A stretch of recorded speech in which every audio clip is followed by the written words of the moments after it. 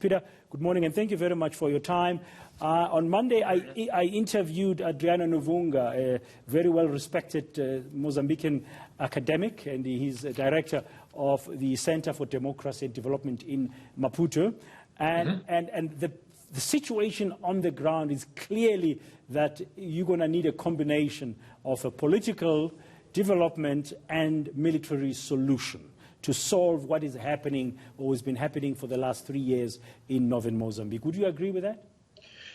Yeah, absolutely. I think that is pretty much always the case. You know, the trouble now, of course, is that 3 years, in fact, one could say more than 3 years down the line, because the underlying problems have been around for a long time.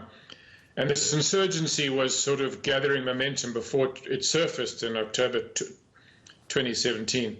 The trouble is now we're in a war, you know, and so, as he says, part of the strategy is going to have to be to defeat the insurgents, to defeat what has become a fairly sort of deadly terrorist army, as well as addressing the underlying, you know, socioeconomic problems.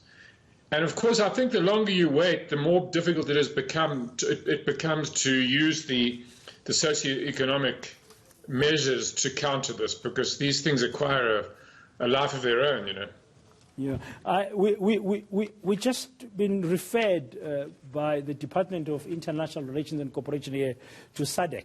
As Ian said, we're trying to get to hear more from the South African government, because last week the Minister of International Relations and Cooperation, Naledi Pandor, briefed Parliament and said South Africa is basically waiting for Mozambique to say what does it need to fight this war. Does it need more intelligence capacity? Does it need the Navy to patrol the coast along Mocimboa da Praia in northern Cabo Delgado? Or does it need more defense involvement?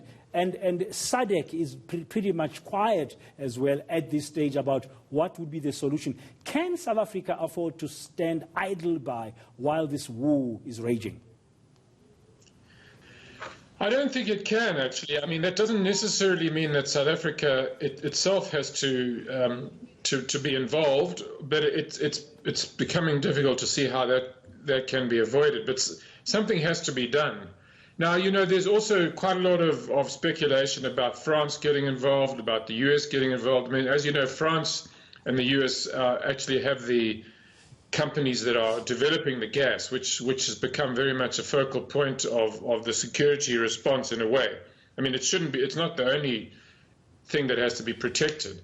But so there's quite a lot of discussion going on about, maybe the French will provide maritime protection. You know, these are offshore gas resources, although they have to be processed onshore. And there's quite a lot of discussion now, I see, about maybe just creating like a sort of beachhead at Tufungi, which is north of Mocimboa da Praia, which can be defended more easily, and to develop the gas from there, and almost to say to hell with the rest, you know. So there's a huge. I can understand in a way maybe why Mozambique has not quite decided what help it wants, because I think there are a lot of discussions going on about how to manage this crisis. Yeah, but the longer that takes, that happens, in my view, I might be wrong, as you've just referred to, that whole region has got international interest because of the gas deposits, and part of that economic activity is still going on north of Mocimboa da Praia, largely unaffected. So the longer that Mozambique takes, we might see more and more of an internationalization of the war. Yeah, and some people are very concerned about that, because obviously they're looking at, they're looking at Iraq, they're looking at Syria, they're looking at other places where a domestic, if you like, terrorist crisis has become an international one.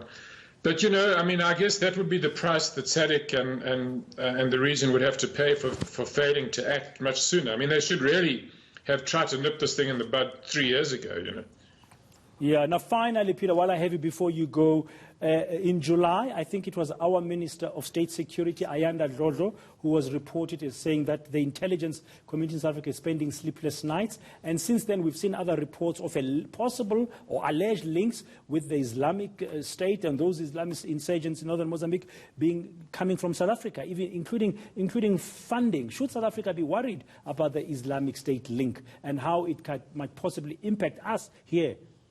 Absolutely. I think we should be very worried, yeah, because there's some of these groups in this country which seem to be funding terrorism rather than conducting operations themselves. I mean, with some exceptions.